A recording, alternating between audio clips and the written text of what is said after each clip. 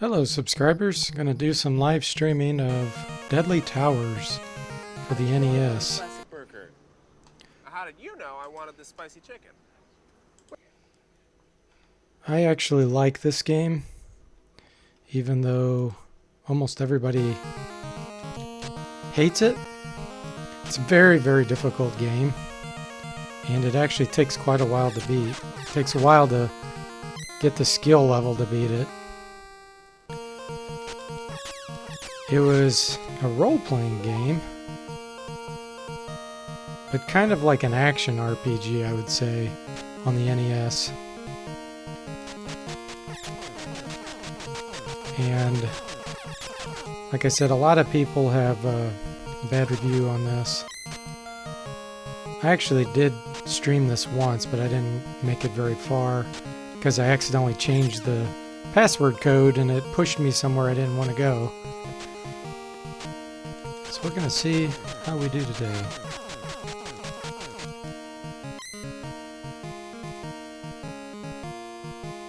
Okay. Like I said, this game's very difficult. Especially in the beginning, where your sword is so slow. Because you only get one on the screen at a time. And so if you miss the enemies, you have to wait for it to clear the screen before you can shoot another one. You start with 100 hit points. As you can see, I just got hit by one enemy and it did 31 damage. It's quite a bit. It's real easy to fall too. Like I could fall right down there and you die instantly. Once you start getting better weapons and armor, then the game gets easier.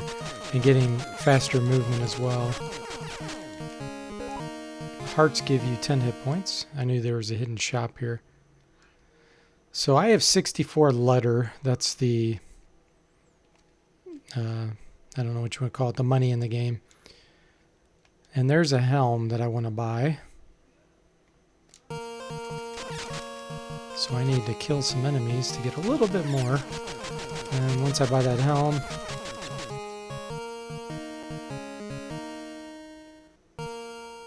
I will continue on. Okay, let's see where we're at. 69. That's 5 each, the large ones like that. This game does require you to do quite a bit of grinding.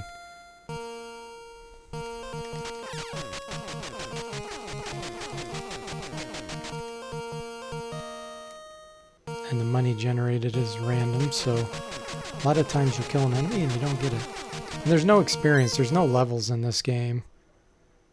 So from that perspective, it's not like a traditional RPG.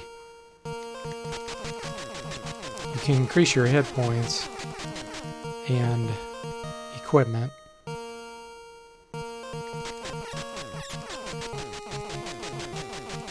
Another common complaint about this game is the music resets every time you change the screen, which that is a little bit annoying. There we go. When you die, you lose your money, but you get to keep your items. Alright, so that'll help us a little bit, absorb a little damage.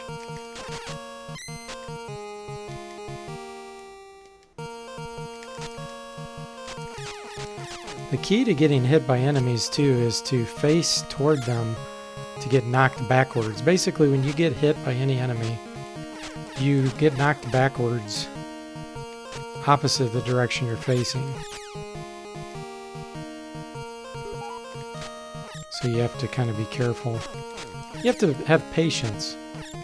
And a lot of people don't have patience, I think.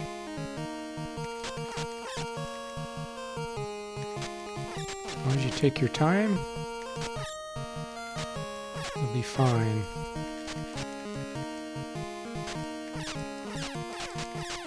The other cool thing is when you hit an enemy, it paralyzes them, so if you rapid fire them like that, they can't escape. But that's only on certain monsters. Larger ones, you don't paralyze them when you hit them. Eventually I want to go in a dungeon so that I can get more money and items there. But the towers in this game, there's a bunch of towers you gotta beat and find bells that you then have to destroy. That's where the really good equipment is, but it's super hard, especially just starting off.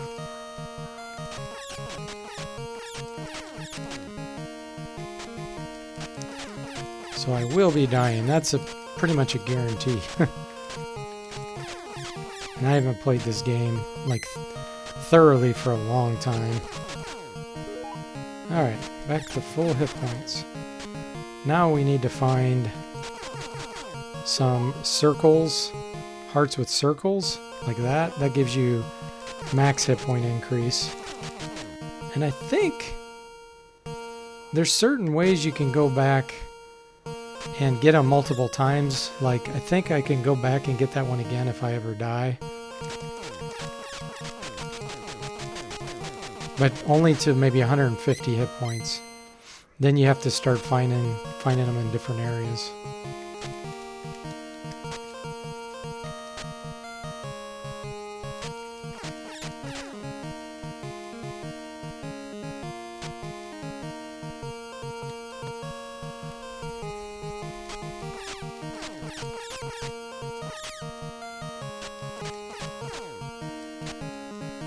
I'm going to turn the music down a little bit on it because that's probably getting old. Let's put it right about there.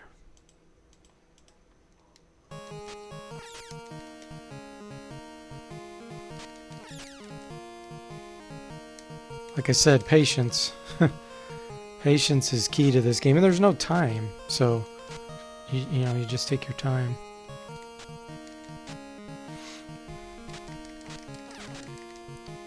Don't get in a rush.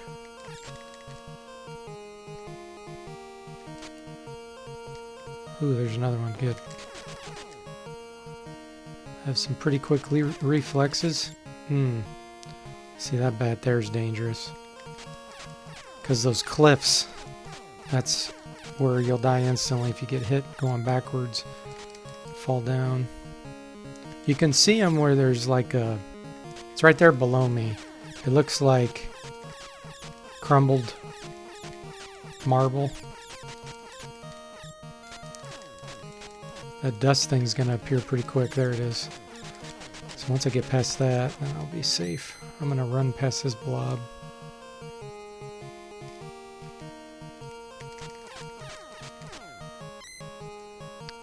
Okay, we're heading to the towers.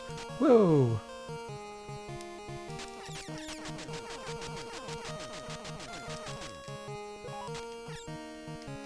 Try to kill that bat. Hey, John Archer.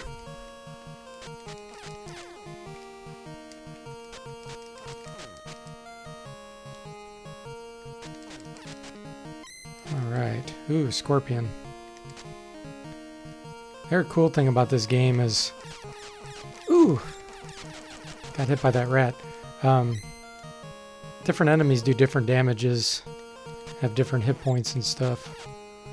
There's a pretty good variety for a Nintendo game when this came out. Oh, I did not want to go in a hidden dungeon. Well, nothing I can do about it now except find the exit. So there's a lot of hidden dungeons in this game. You walk to a certain area. Alright. These can be dangerous. There's humanoids in here, like these, that can be fast. If you hit their bodies, it actually paralyzes them, but if you hit their heads, it doesn't.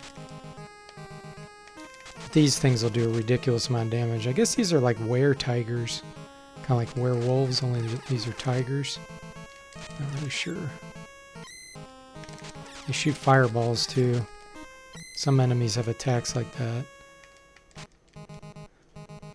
Yeah, you can get screwed real easily in these dungeons. Oh, these are like kind of like Death Knights. I don't know their name. I always thought they were cool.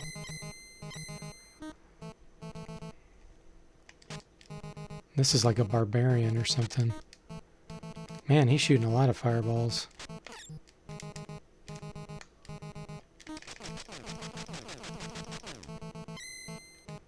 Maybe I can find a shop. Ooh, this is a bad area.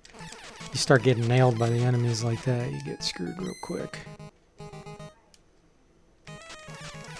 Ooh, this is a shop, I think. Hopefully.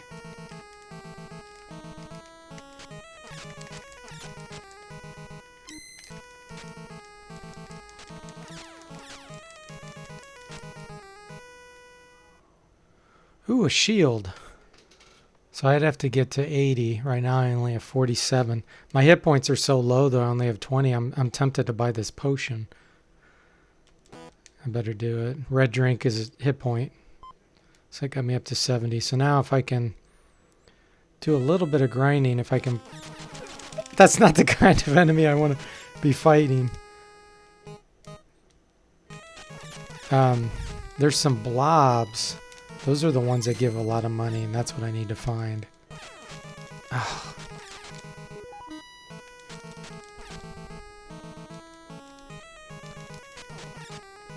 Yeah, you got to be careful.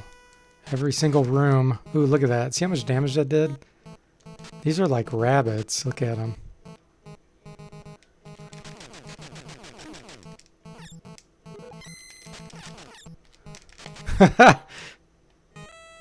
Oh, man. And the other thing is, every time you leave a room and re-enter, the monsters respawn. Okay. Whew. I'm tempted to go left. Here, this is what I wanted. Okay, so I'm in good shape now because I can keep killing this. It'll give me hearts and it'll give me money. So I'll be able to get back pretty much full hit points and letter, and then I'll be able to buy that shield. And that'll help Belt absorb a little bit more damage.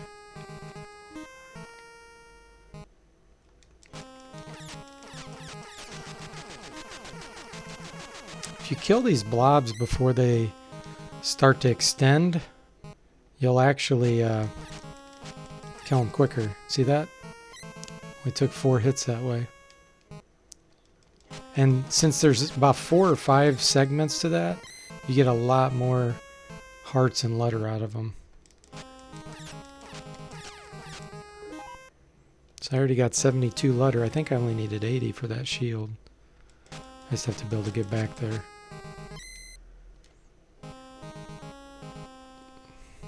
Got full hit points again.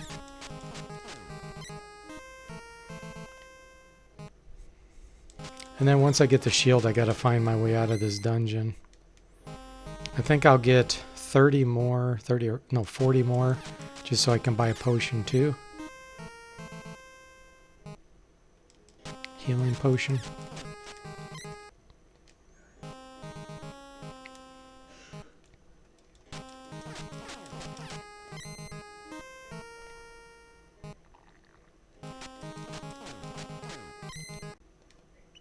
Okay, I need 5 more. I need 120 letter and I have 119. There we go. Now I got to get past these guys again. But before I do that, I'm going to go down just... Ooh. Man, lizard man. See how much damage that did to me? Okay, here's what I'm going to do. I'm going to go back here. I just don't have the armor to go around taking a risk. I need to get back to that shop, buy the shield in case I die, because you'll lose your money. I will not lose the shield. So let me get my hit points back to 130.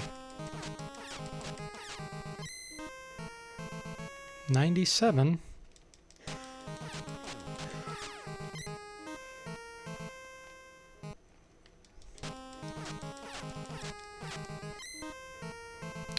$117. Then I gotta get past those were-tigers again. There we go. Okay, I'm gonna go down the bottom there. Just gonna try to run past them. There we go.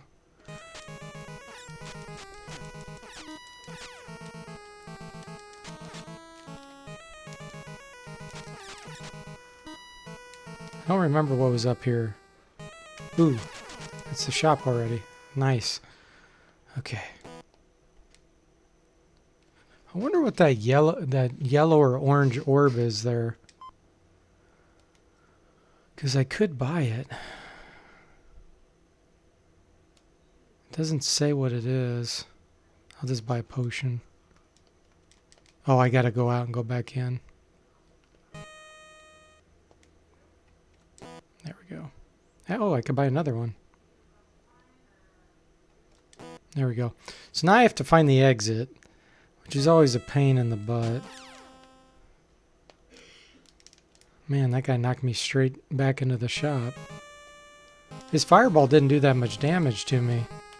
So the shield either helped. I gotta get myself back in a corner. It's the easiest way to deal with fast ones like this. Man, those did a lot of damage. I'm already gonna have to use one of my potions.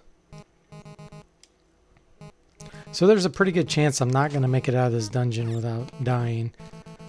But that's okay, because I got a couple good items now.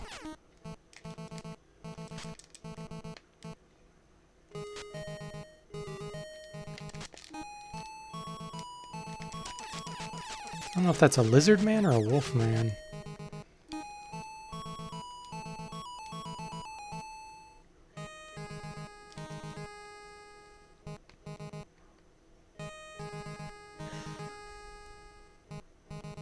Ooh. Grey Knights. And who knows where the exit is. It's pretty random. I mean, it's set for a given dungeon, but it's random from my perspective because I don't know this dungeon. Come on. That's where you can only shoot one sword. If you miss, you get yourself in trouble. Oh, man. There we go. I died. Okay. That's all right.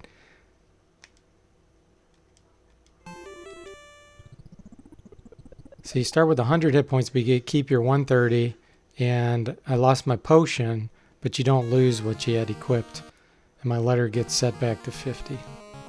Okay, so now we can head back toward the castles. That's where I was trying to go. Or the towers. That's where I was trying to go anyway. Before I accidentally fell into that dungeon.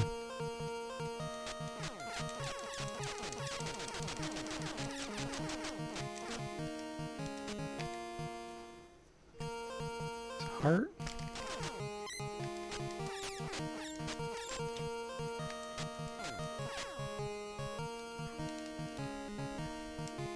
The other key to this game is trying not to panic when you get hit.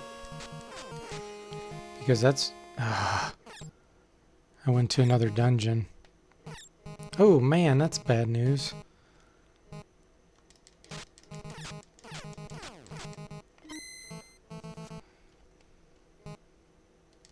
So there's helmets, there's shields, and then there's armor. So I have the lowest level helmet and shield. There's different types you can get.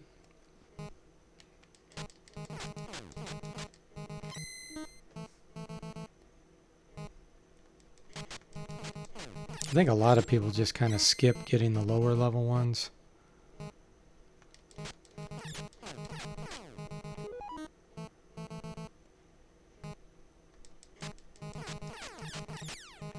And they all just kind of absorb damage.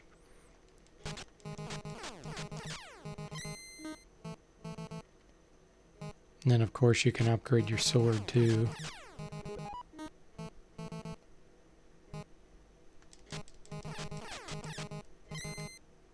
Okay, 124 letter. I'm going to get a tiny bit more, just in case I run across a shop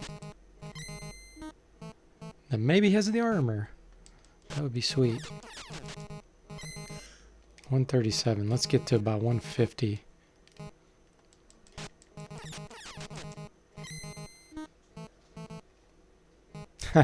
Hey, Dan Man X2. Yeah, I know. It's too bad that the music resets every time. That is a pain in the butt, I know. Ah. Whew. These are tricky. Man, they come at you fast.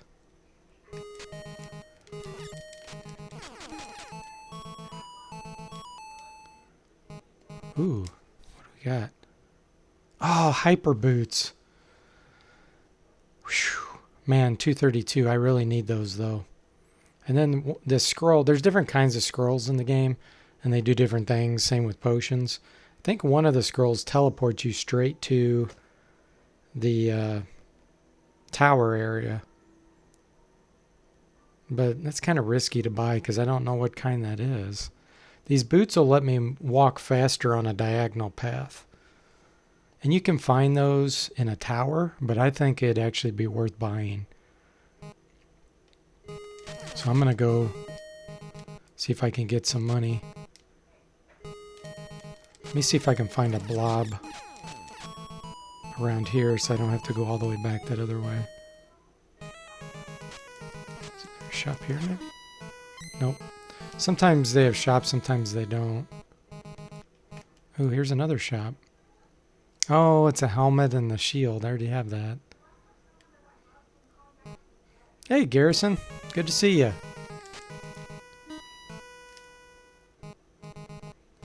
I could actually get money off this guy. It'd just take longer. Ooh, definitely don't want to go in that room. Man. See if there's a blob. Nope, no blob. Dang it. Okay. We'll just go after this evil rabbit. He gives a pretty good amount of money. So I need 232 and I'm at 175. You just got to be careful with this guy. He can mess you up quick.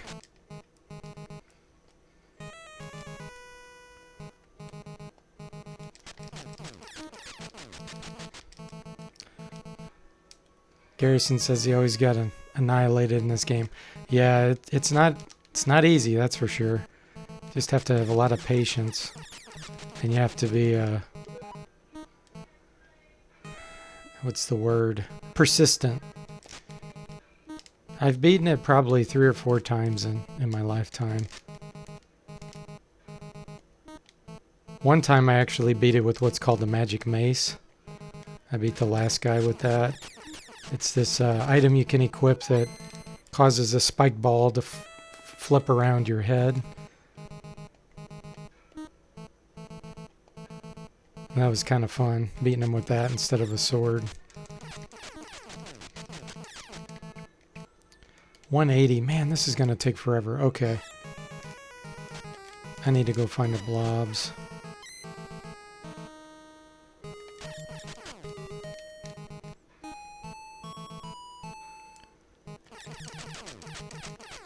Yeah, it's a tough game, no doubt about it. Here we go. Okay, now I can get my money real quick. Once I get those hyper boots, that's going to help a lot with going upstairs and things in the towers.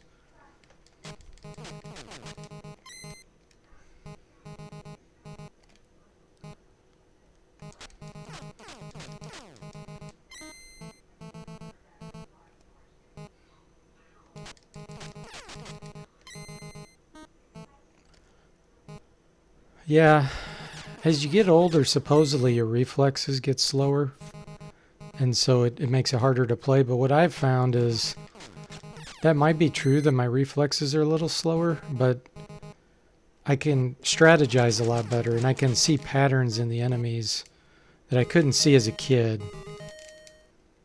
So overall, I actually do better now with most games. Boom, hyper boots. Okay, now I'll show you moving on a diagonal how much of a difference this makes. Kill these. See that? Now you can walk normal speed on a diagonal, which is excellent for going upstairs and stuff and just navigating these rooms. Now I got to find my way out of here. I already went that way. That's another shop.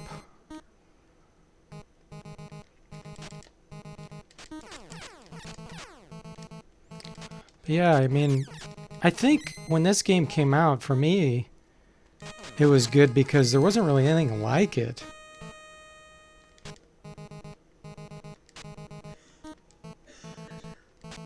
But yeah, I know it gets a lot of hate. But in the day, I mean, we were, I don't know how old you guys are, but we were hardcore gamers, you know. We kept playing things until we could beat it. And so we weren't wimps. Ooh, this thing shoots like a fireball, like almost like an explosion, like volcano. It's kind of cool. So that was a dead end.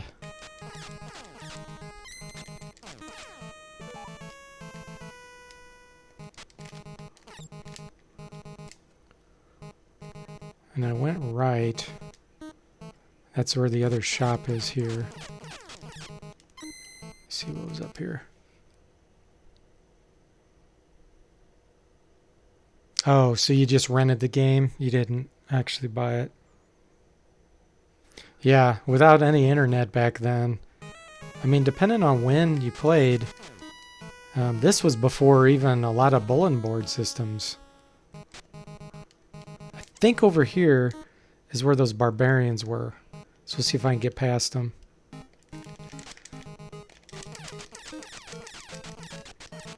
Oh! Yeah, see how much damage they do so quick? But that's fine. Okay. Because now, starting back here, I'll have my boots. Yep. So now I can make... I'll just go straight to the towers, hopefully avoiding hidden dungeons. I don't want to stumble into any more dungeons.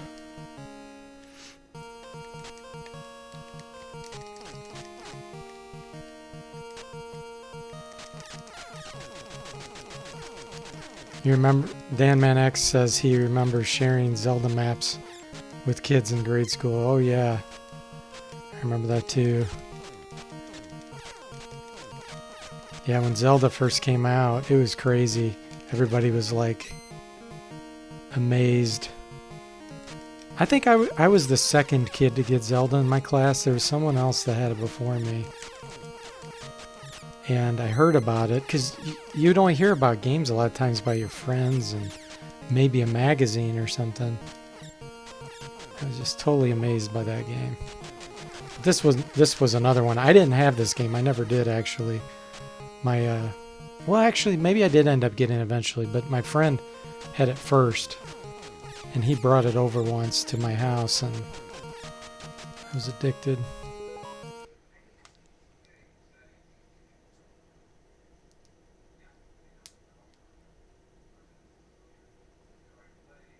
Yeah, Zelda did have some leaps of logic with like blowing holes in certain areas and stuff.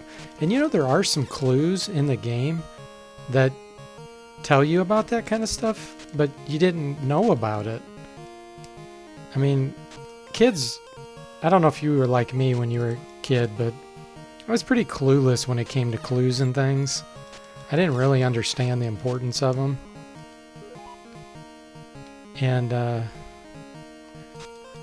like, I could never beat King's Quest on my own when I was a kid without my mom or dad or somebody helping me with clues or buying the clue book. I kind of feel the same way about, like, Zelda. I think I got some tips from Nintendo Power or something like that.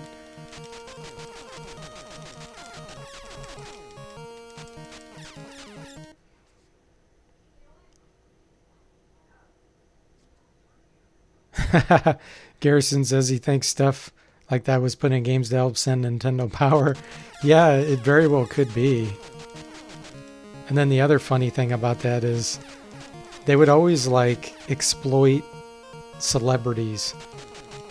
They would put celebrities in the magazines, which you know darn well a lot of those celebrities were probably awful gamers and they probably didn't really know what they were doing, but they tried to make it look like some of the celebrities were good at certain games. I even figured that out as a kid. I'm like, oh yeah, right. Like that kid would really be good with that, with those games.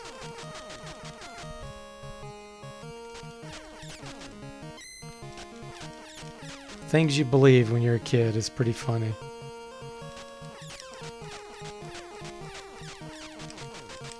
Okay, let's see if I can avoid a dungeon.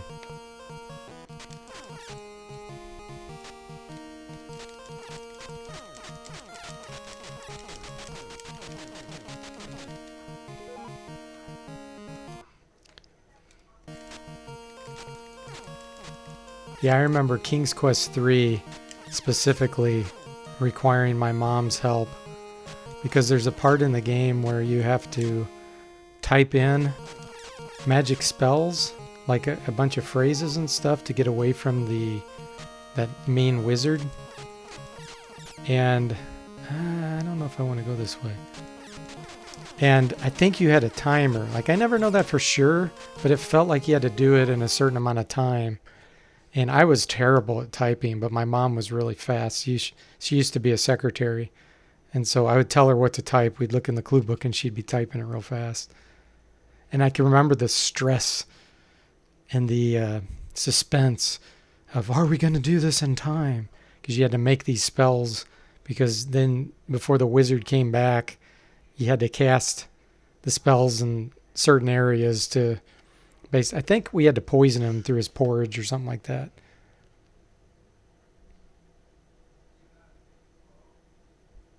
Garrison says there's some old Sega promotional videos where they have a bunch of hip 90s celebrities playing games and stuff. Yeah.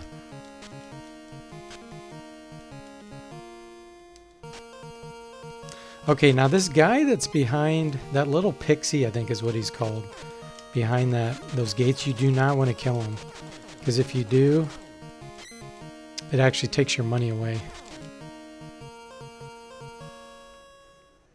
It's pretty crazy that I remember which way to go for the most part when I've played this game such a long time ago.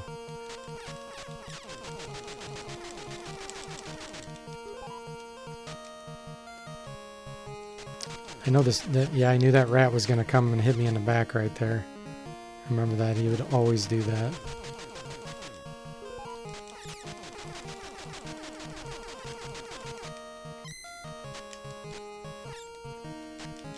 Yeah, I remember another game that was really challenging for me when I was a kid was Ghosts and Goblins on the NES.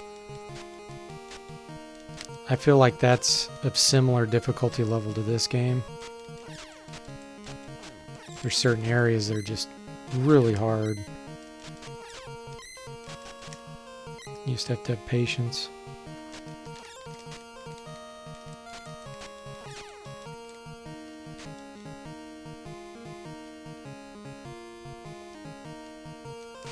I think we're almost there, guys.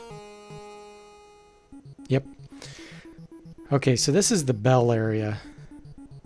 Where that fire is up there, that's where you burn the bells. Now, there's people that are experts in this game that know exactly which towers you should go in which order. I have no idea, so I'm just going to do them in whatever order, because you can do them in whatever order you want.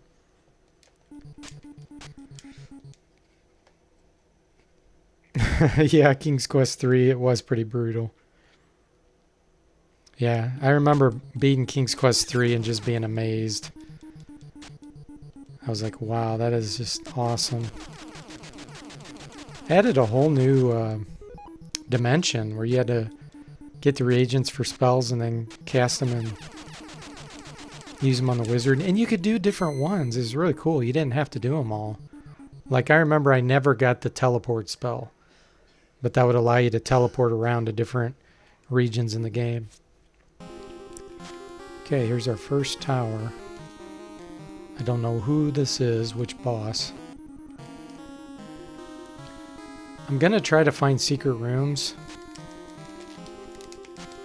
And I'm sure I'm going to get killed in them. Because the secret rooms are extremely tough. The only way you can kind of do it is if you get stuck. Like, put yourself in a corner and just shoot and hope for the best. Usually they're like off the side. Sometimes they're in the lower area here, and then other times they're up higher in the castle. So you just got to kind of walk around until you can find them.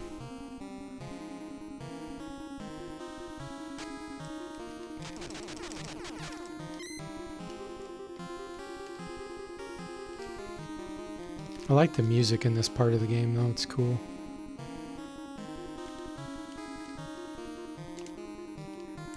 Hopefully it'll be a good item and I'll actually be able to get it, but I'm not promising anything.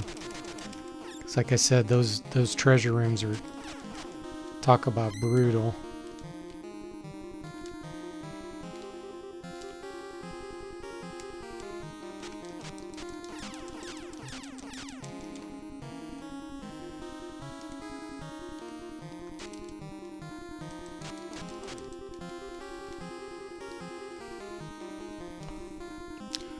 It's like full of these bats, these really fast moving bats. They do massive damage.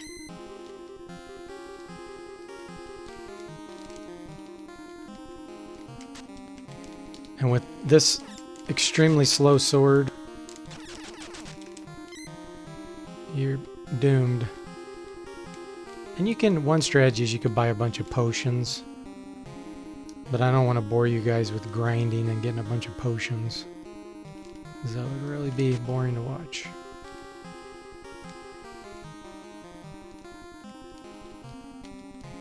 See if we can find a hidden room. And hopefully it's not the hyper boots. Oh my gosh, there was a hidden ghost there. I didn't even see it. Wow. And there we go. There's an example of why people hate the game. Start all the way back. At least you keep your items.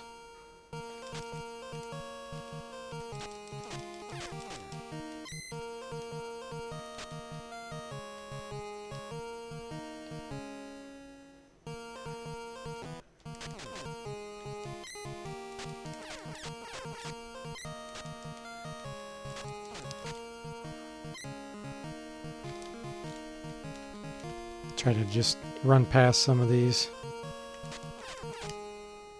Oh, a dungeon. Is this the same one I went in before? It is. Okay, I'm just gonna let myself die.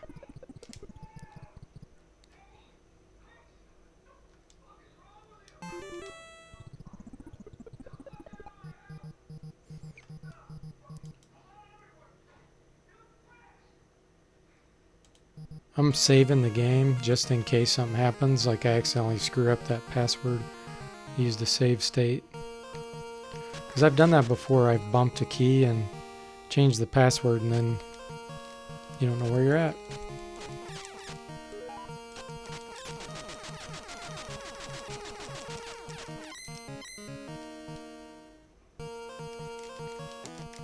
So I think I need to go left here instead of up there. That's the mistake I made.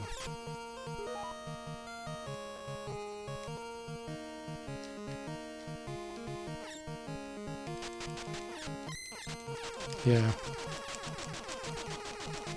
There might be a heart down here, though. Yeah.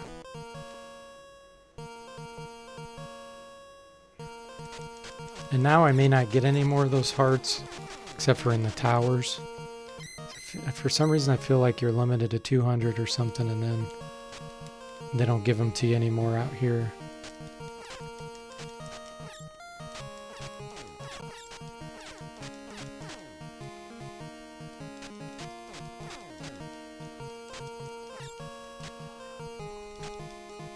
King's Quest IV was really interesting too. That's where they had finally gone, I think, to VGA graphics. Because I think King's Quest III was still CGA. And that's where the graphics just started getting beautiful. I think that's where you played a female character too the first time.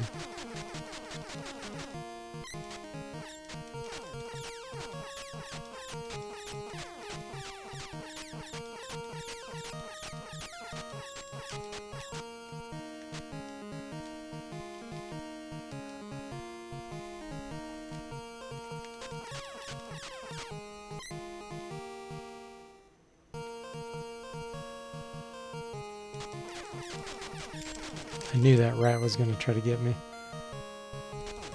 These things are fast.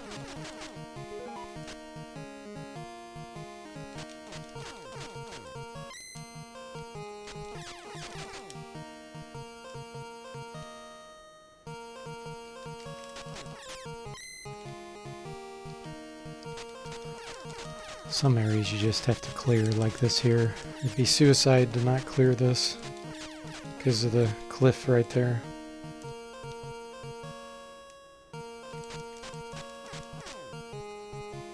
Alright, let's see which way.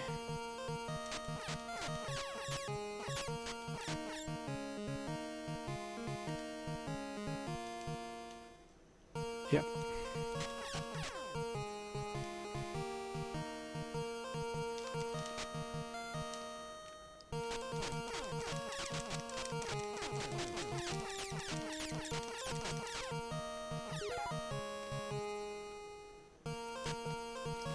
Okay, we're getting close to the tower again.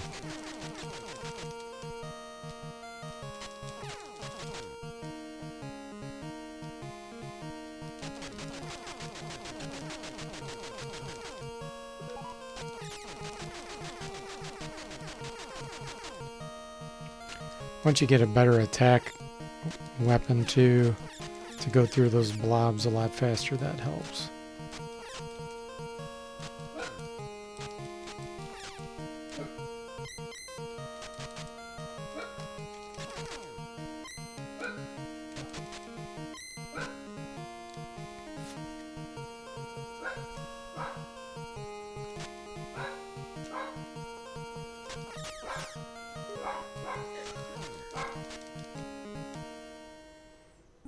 Okay, so I went to the second one on the left. I'm going to do that again.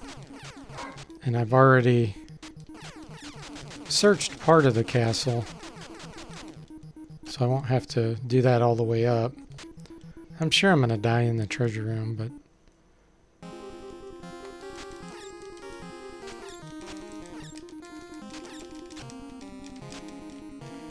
Come on, there we go.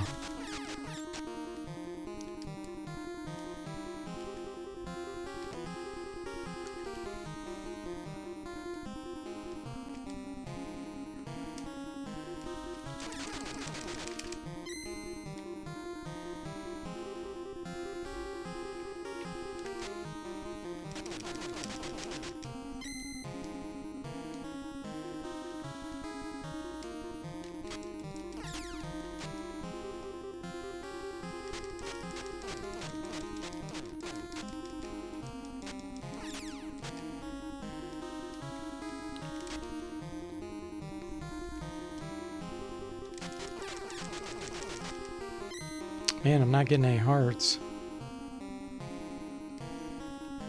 Gotta watch out for that ghost too. Wherever it was. There it is. That thing does massive damage. Still no hearts.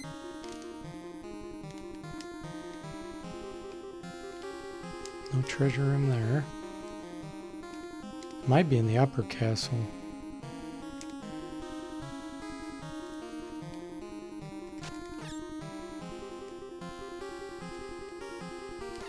Damn.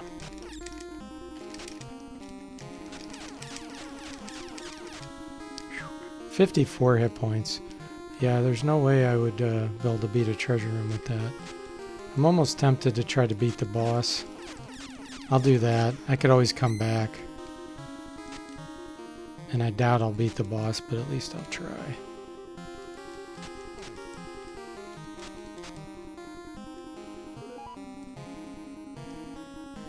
Okay. Because you can go back, I think. Let me think about that for a minute. Actually, I think when you burn the bell, you may not be able to go back in that tower.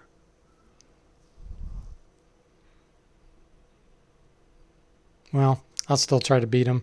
I just won't burn the bell, maybe?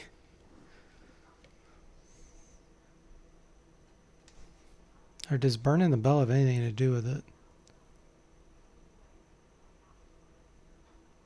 I'm just trying to remember, if you kill the boss And then you go back in the tower. Would the boss still be there? You fight him again. I can't remember.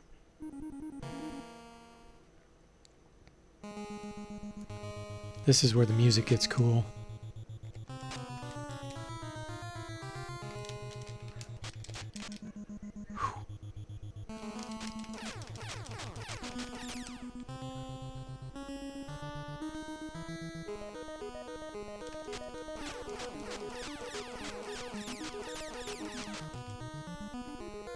It's very suspenseful music.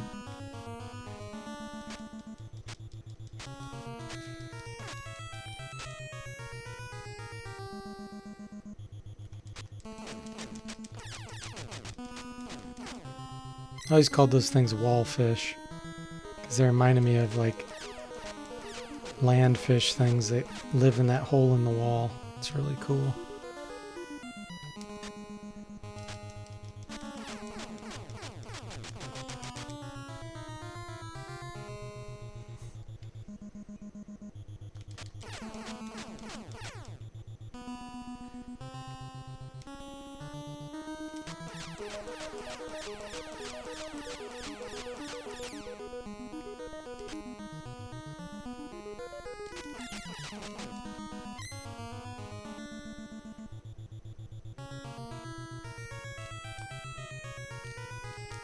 Those damn bats.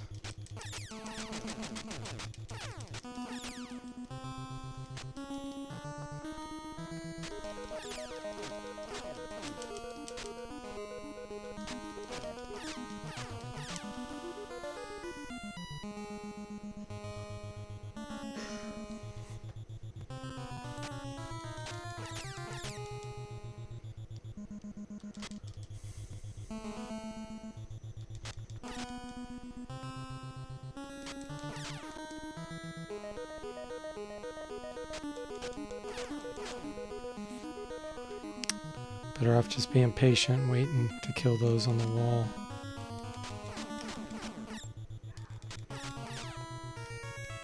This one I'm going to run past though.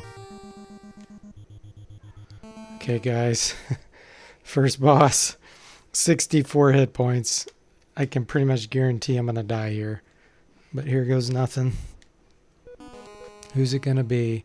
Death Bear's room. I didn't even get to hit him.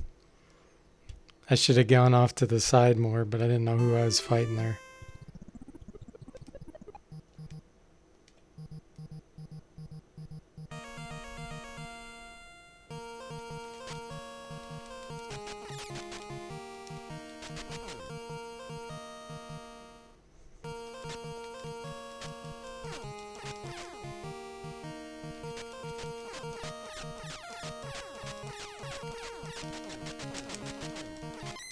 Yeah, I think Death Bear is kind of a tricky one too. Some of them are easier than others.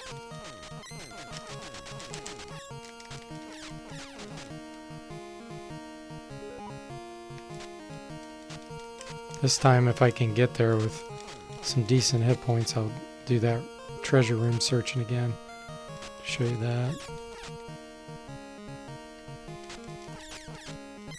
That's why some people, when they play this game, I wouldn't say they cheat, but they go a certain way so that they do it easiest. You know, getting a certain piece of equipment first or whatever.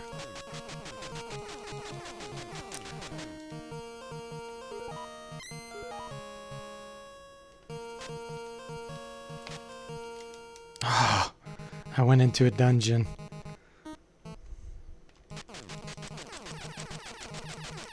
Secret dungeon.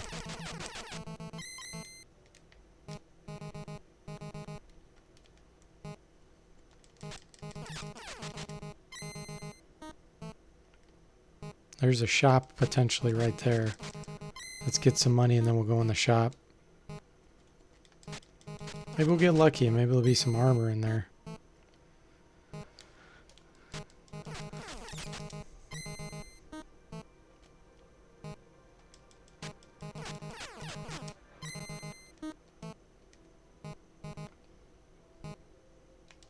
Those purple things move so fast.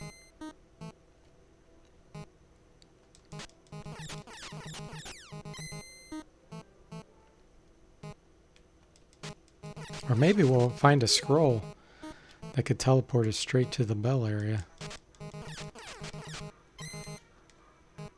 Never know.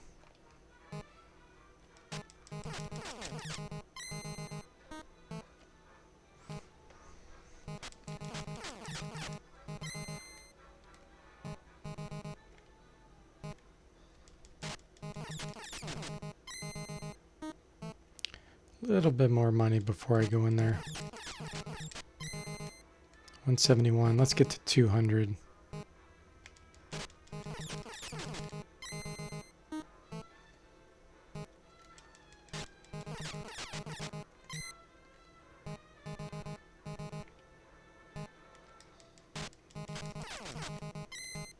$198.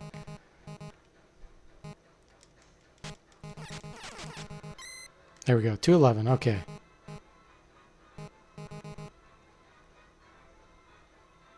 All right. We're just going to buy this scroll here. Orange. I think that might teleport us. And then we'll buy a potion.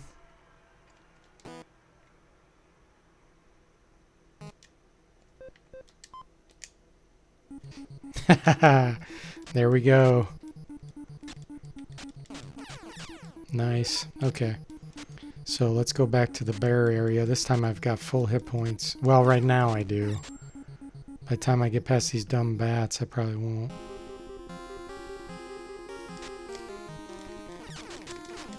Only one hit there. That's pretty good.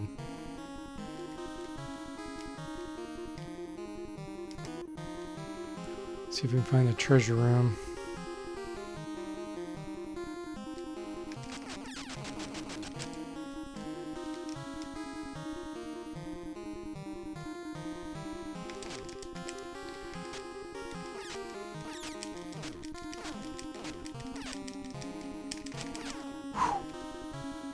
$176. That's not bad.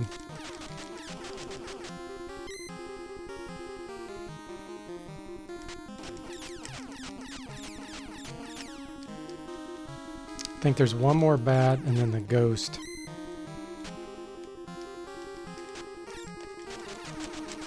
Okay, 159 hit points. That might be doable.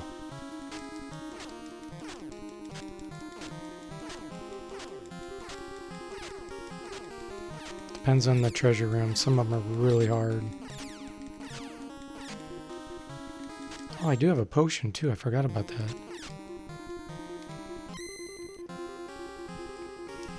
In fact, I'm going to use it. How many hit points does that give you? 70? Yeah, okay. Now, did I check? Whoa. Check over here. No treasure room. Nothing there.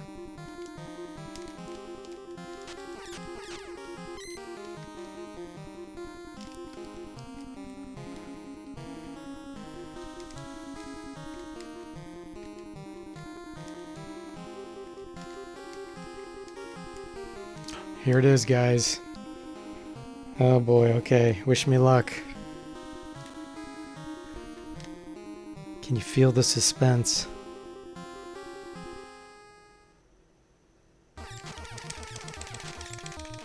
Ah, I don't even see anything in there. There's nothing in there. It was empty. Why was that empty?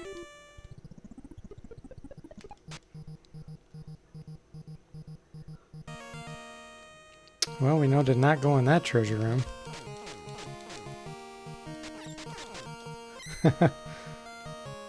Thanks, Garrison, but I failed. You saw how fast they kill you. That's just... when you have your weak little sword, it's insane. Even if I was loaded up with like 7 potions, I wouldn't have been able to beat that.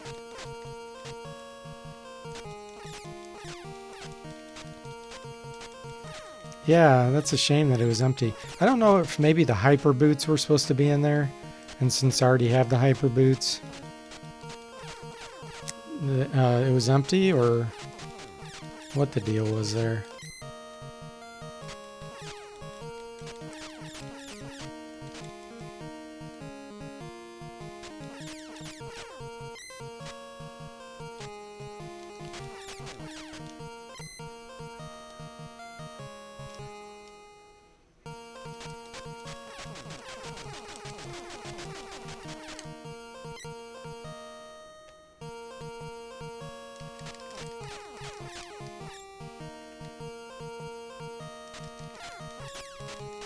So we'll try a different one.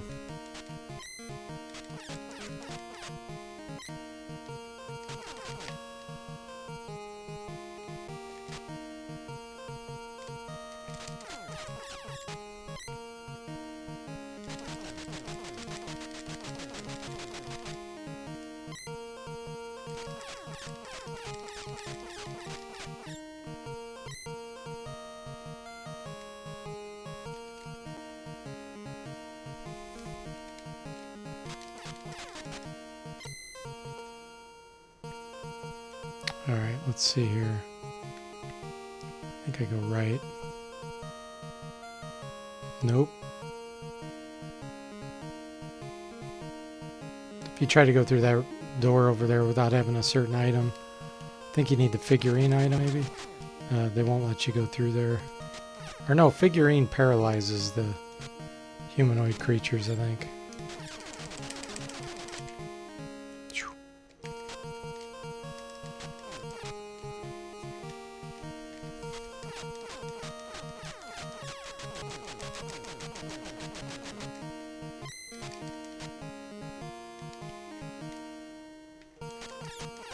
Now I think I go right.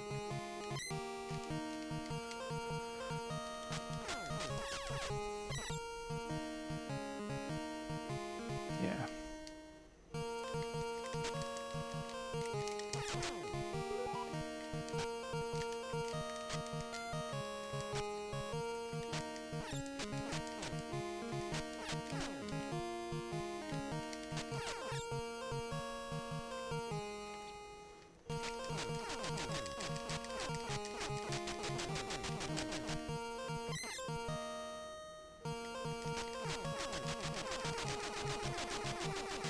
Okay, little rat, where you at?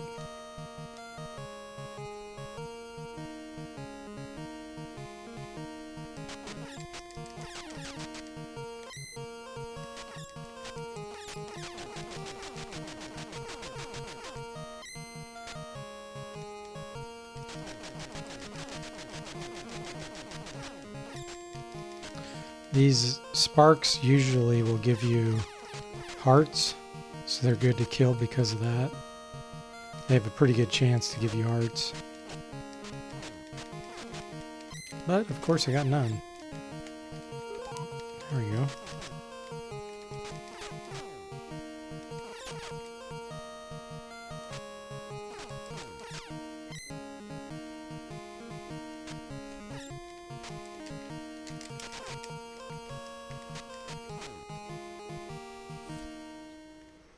Okay, let's go right this time.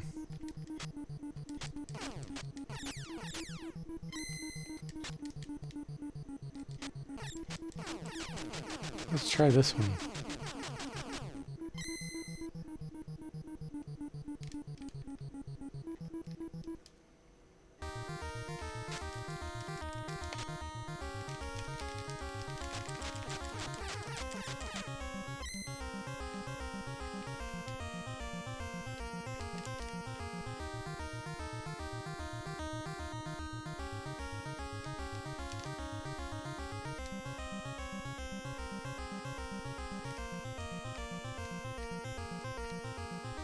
Any secret room?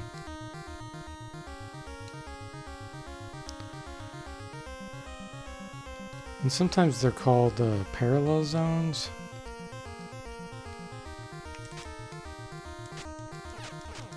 Looks like a dragon. Like a draken. Draconian.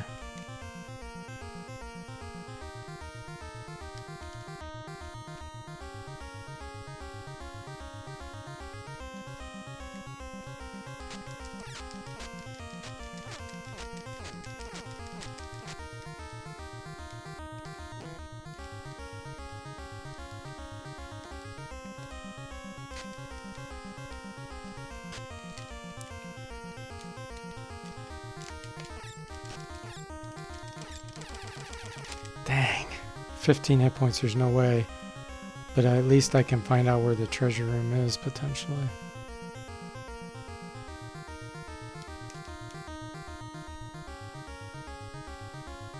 And we can see what's in it.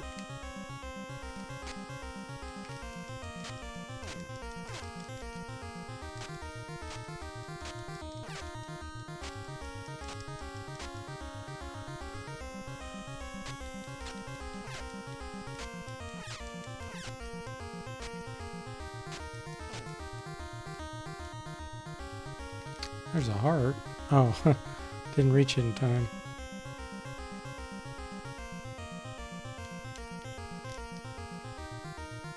It's interesting that there's crosses there when all these enemies are so evil. Isn't that strange? I guess they could have taken over a holy castle. Here we go. Parallel zone. Oh, so the parallel zone takes the same place that you're already in and just makes it really difficult. And there should have been an item there, but I didn't get to see it because I died too quick.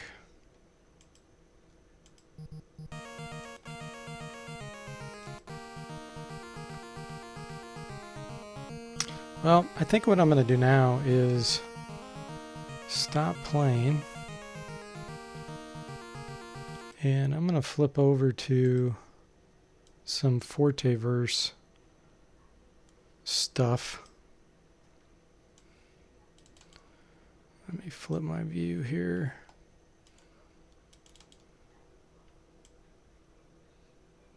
Where are we? Left monitor. Give an update on my RPG.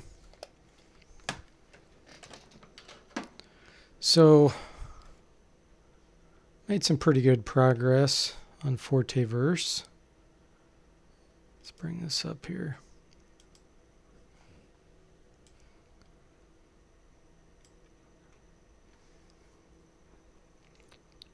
Did Castlevania have crosses too? You know, that's a good question, Garrison. I'm not really sure. Yeah, I don't know that. It seems like it did in a few places.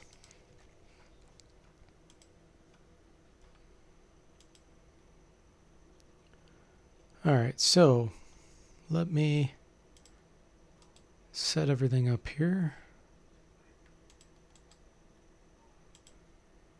There we go.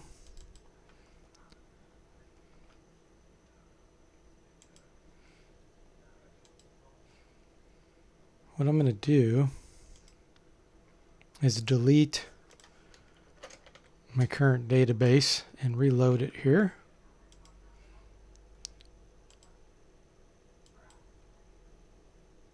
So I can show some of the changes and advancements.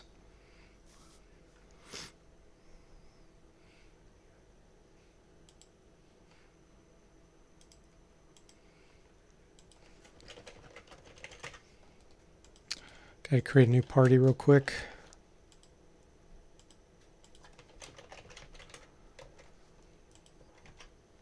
So I'm gonna make a tinkerer.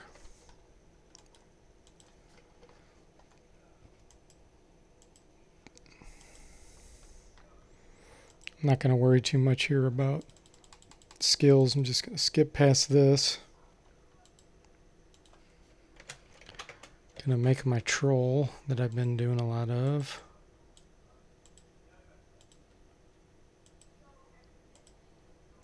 We're gonna make a knight.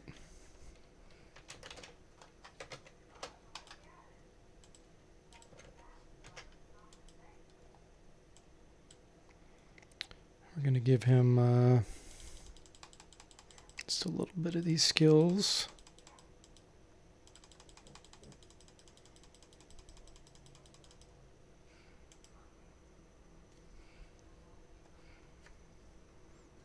Garrison said in regards to the Castlevania crosses, he means besides the throwing weapon. Yeah, there was a cross you could get that would kill enemies on the screen.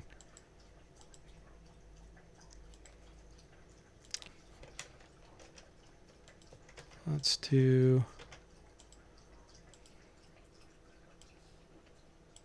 thief.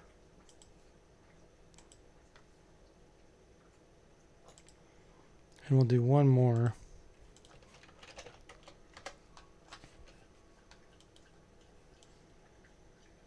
Let's make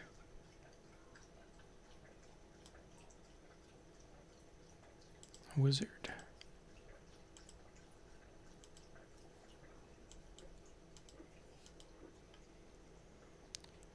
Okay. So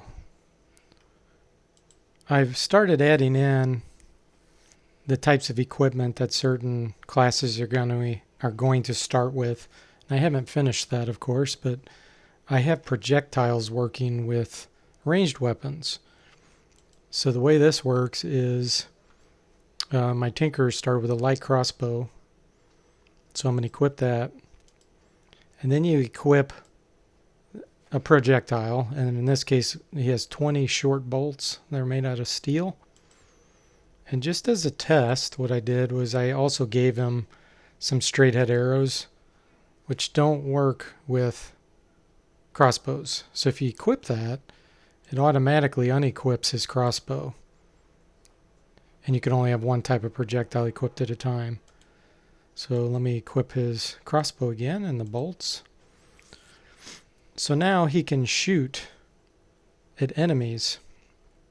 And so when I do an attack here, you'll notice something here. It shows the range of the enemies. And these are my own party members, of course. But you can see Harold Smith, he's the blacksmith in this town. He's 90 feet away. And since that's within range of the crossbow, he can hit him. Whereas, like, let's say my warrior tries to attack, he can only hit someone, in the same location, basically within 10 foot. So I'm just going to shoot my own guy. I'll shoot my troll because since he's larger, he's a lot easier to hit. So he fires off his crossbow, and Bubba took 16 pierce damage to the left lower leg. So all the hit areas are done. And if we go back and look now, he has 19 bolts. So it decremented his projectile count. So that's all functional and working. And then all the armor is functional as well. Oh, he's a warrior. He doesn't have any equipment yet. We'll have Lance, my knight, equipped. So knights are starting with a long sword, a kite shield, a short sword, and all this is bronze. And then they basically have armor on every part of their body. So I'm going to equip the long sword and a shield. And you can only have, of course, they have 2 arms and 2 hands, humans. So that's all he can equip. So I'm not going to equip this. If I did, it would unequip his kite shield. But I can equip all of his other items. And it keeps track of each piece of armor has certain body parts. I don't know if I explained that before. But it'll unequip overlapping body parts unless the type of item it is allows multiples, because some will. Like a cloak, for example, it's so thin you could have multiple cloaks. Okay, so now that he has all that equipped, what I'm going to do is have my tinkerer attack him. And some damage reduction will happen here. So he got shot in the trunk. And the trunk essentially is your, where your glutes are in that area, below the abdomen, but above the legs. Let's see, we'll shoot again. And each type of body part has a certain % chance to be hit. So here Lance took no damage. And now Bilbo is a halfling, so he's shorter. So when he attacks, he has a steel dagger. It's actually going to be lower on the body. There's a greater chance of hitting lower areas. and a lesser chance of being able to hit higher areas. Like on a troll, chance of him hitting the head is, I think, only 2%, as opposed to it normally being 8%. So we'll have him attack Bubba. You could either swing, throw, or thrust the dagger. So we're going to do swing. And of course, I don't have, like I said before, combat in the paused round area yet, where you put in all your actions and then they execute at the same time. It's all real time right now, basically. Like, for example, I'll have him start to attack Bubba, and at the same time, I'm going to go have Lance attack Bubba. You can see they both had their things going at the same time. So Bilbo just did his, and then Lance just did his. And I wouldn't be able to do it quickly enough to have all of them attack. And as I mentioned before, you're going to be able to set default actions on the party members. This is going to be something that I don't think I've ever seen in a game before. And it's going to be super powerful because you'll be able to define conditions on it. So you could say, like, if I'm facing someone hostile, do these things. And you could even set up sequences of things you want to do and have all kinds of conditions. So essentially you can program each character to automatically do things based on any kind of condition you can imagine. Otherwise, you can manually do it and override things. Or you could maybe set an action to say, keep repeating this until can't do it anymore. For example, attack. You could say, keep attacking this guy until you can't do it anymore. Or you could maybe have an action of attack this guy until he dies, then flip over automatically to the next nearest target. Okay, let's see. I did have skills on some. Do I have any on these guys? Yeah.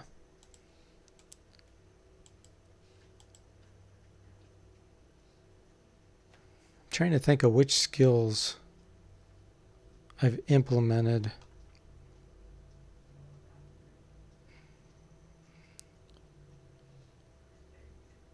Let me have someone attack my knight again,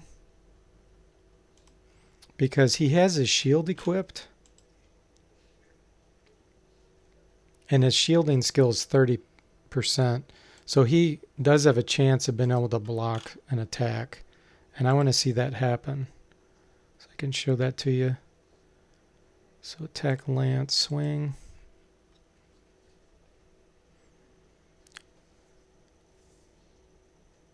Okay, so he didn't block it. He took 8 damage. Armor absorbs certain ranges randomly, and weapons do certain ranges randomly. So there, he took no damage, but he still didn't block it, because you'll actually get a message telling you that the attack was blocked by the shield. Nope, still didn't block it. So Lance is down to 45 hits there. Took no damage. Once again, that means the armor absorbed it. Oh, and I do have the structure points being affected when you attack something. Let me set a breakpoint and show you that.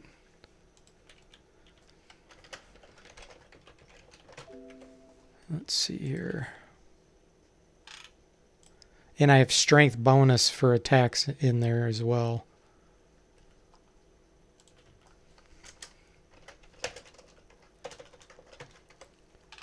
Here we go. Set a breakpoint.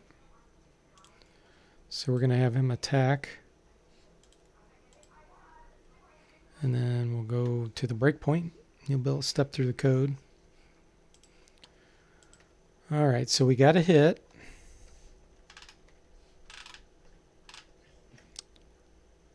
The weapon hardness, because it's made out of steel, is 130. And I think bronze is a hardness of 45. So a steel dagger has a decent chance of being able to go through some bronze. It decreases the efficiency of the bronze armor.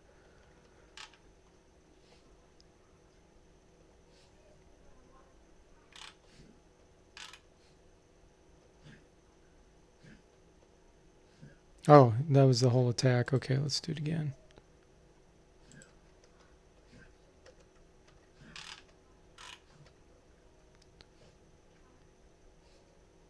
So it did 11 damage this time when it attacked randomly.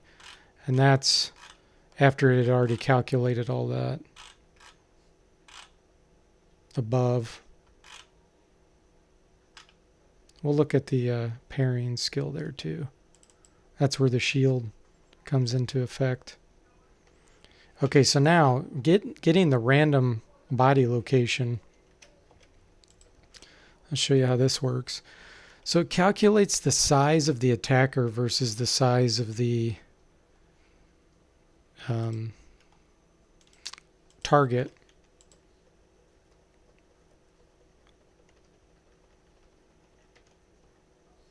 And in this case, since he's a halfling, he's half the size of a normal human. So this drastically increases the chance of him hitting a lower body area. And for example, the chance of hitting the right toe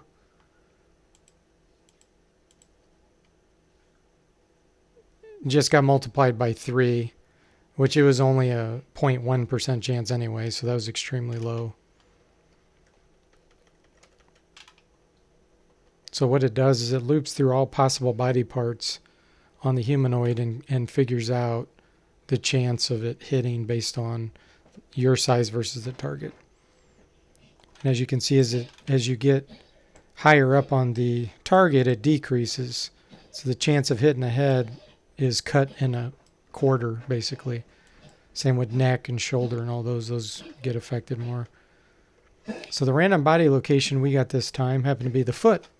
Again, because the chance increased since he was a halfling. So it grabs all the equipped armor in that area. And we're not doing a lashing attack. So there's a chance to have the shield do some absorption. So this is where it grabs the shield skill on the party member, which I told you was 30. You can see it right there. And then it does a random chance. And we got 69, so he did not block it with the shield. So just skips that whole section of code. Now it does the armor absorption. So it first tries your shield, and then if you don't block with that, now it's going to find all the armor in that location. It finds the hardness, which I told you before, bronze is 45. So based on the steel being like, I don't remember, 130 versus bronze, it's 34%, 34.6% difference essentially. So that's how it decreases the efficiency of that armor. I'll show you down here. So normally it could have absorbed anywhere from 30 to 60 damage. And now because the steel is more efficient, it's going to absorb anywhere from 10 to 20. So in a way, it's kind of like Darklands, how that worked with, you could have, they called it quality of the weapon, which could affect penetration rate. This is, the way I did it, it's a lot more sophisticated, but it's the same kind of general concept. So then we grab the structure points on the armor. I think it's the armor. Let me look. Is it the armor? Yeah. So on his bronze solarettes, which are foot equipment, it has 5,000 structure points right now. So it's going to take 15 damage. And then it checks the hardness and everything. So the structure points were reduced by 15 on the armor. The weapon itself does not get reduced, I don't think. Let me double check that. It's a lot harder.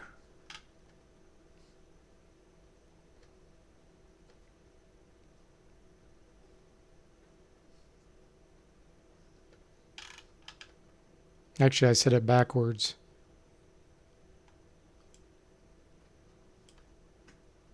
Yeah, I have this backwards. The armor should have taken 125 damage because the steel is so much harder. but instead I have it backwards where this steel dagger took 125. So I will fix that.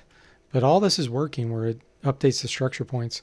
Eventually your structure points, when they get to 0 on an item, the item's broken and it won't work anymore, but it's still in your inventory. And the reason for that is if you have a craftsman in your party and he has like the armor smithing skill or the weapon smithing skill, and you have some ingots, like a bronze ingot, and you have equipment like you're at a blacksmith or something like that, or forge, you'll be able to repair armor and repair the weapons and stuff like that.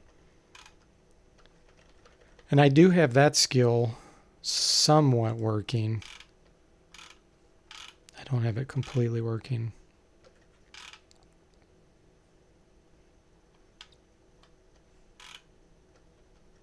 And then lowers stamina after you attack. Okay, so that's enough of that. He's going to end up dead because I paused the game so long.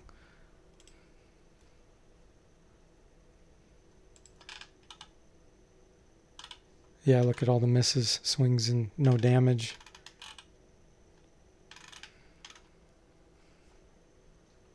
But yeah, so the way this is going to work is there's going to be some skills that are what I call passive, like parrying or your shielding skill, that just happen and they're just used. And then there'll be some active skills like being able to haggle with someone or pilfer, steal from people. And you'll be able to pick and choose which ones to use at given times. Create mechanical item, things of that nature, engineering. Seems like there was something else I was going to show you. Oh yeah, I know what it is. I have the code working where you can pick up items that are on the ground. So as you go into an area, it tells you if there's something obtainable on the ground. And eventually I'll probably have some graphics or something on the screen that shows you that to make it more obvious. But right now all the messages are just going down here. So you can just tell a party member that this context menu is smart and it adapts based on what's around you. So you can see here's some oak bark on the ground. So Daryl's going to pick it up. So there, he took it. And now if I look in his inventory, sure enough, there it is. And it is no longer on the ground. If I go to pick it up, it's gone. So I have that mechanism working. Pretty soon I'll implement where you can drop items on the ground and then someone else can pick them up and things of that nature. So that's probably about all I'm going to show you now. Yeah, I've already showed you that kind of stuff. So hopefully things are starting to become a little more clear with what I'm trying to do with this game. And the next thing that I'm going to be tackling fairly soon is actually sound effects, so that all these messages about the attacks and that, I want to have swing sounds. So like if you swing a sword or thrust it or whatever, I want to get different sound effects. And then based on what type of thing you hit or if you miss, it's going to play those sound effects. And I'm going to try to make it synchronize with the messages. So as you're getting results back from the server, it'll play the sounds. And I think that'll help tremendously with making it feel more like a game instead of it all being just text with a few static graphics. You know, you'll actually hear things happening. I'll probably borrow some of the sounds if I can't find free ones. I'll borrow it from some old games that maybe are public domain, because that would mean their sounds are public domain. And I'll record that and take pieces. So I'll give an update fairly soon once I get that completed, and that'll hopefully make it sound more real. And yeah, Garrison had volunteered to help with some sounds. That'd be fantastic. And if you have any ideas on sounds, let me know too, Garrison, because there's some places online where you can get some free sounds and things of that nature, which is great, especially for sound effects. But if you have any ideas on something like, I don't know, to just make it feel more like a game, since you're into sound things, let me know. Because I want to try to make this game different than a lot of games out there. And remember, you're going to be able to play this on a mobile device. That's one of the key features that I want to have is since your party members can do things while you're not even logged in, like you can leave them back working while you're, off on vacation or whatever. It's almost like, you check your messages and you do something, and it's kind of the same type of thing. So you can actively play the game, but there'll also be times where you'll just have it do its thing on its own, and you'll kind of be programming your party members to do things in the background while you're not actually logged in. So if you can think of anything related to that, just let me know. Just trying to make this game where people can play it all the time, and they can play it on their mobile devices. And since it's all on the internet, and basically your phone or your tablet or your PC, whatever you use, is just run in the web browser. It's like all server based, and there's really not a whole lot going on the client. It's just receiving messages, playing sounds, and displaying graphics, those kinds of things. So enough rambling. I hope you guys enjoyed that, and thanks for joining me on there. Garrison says, where would we be able to send you some sound effects? That's a good question. My email address is actually on my YouTube's About page. So go ahead and go there and look at the About page, and you'll find my email address on there. And you could just send it there. So I hope you guys enjoyed this, and I'm sure I'll be streaming fairly soon. And I'll see you next time.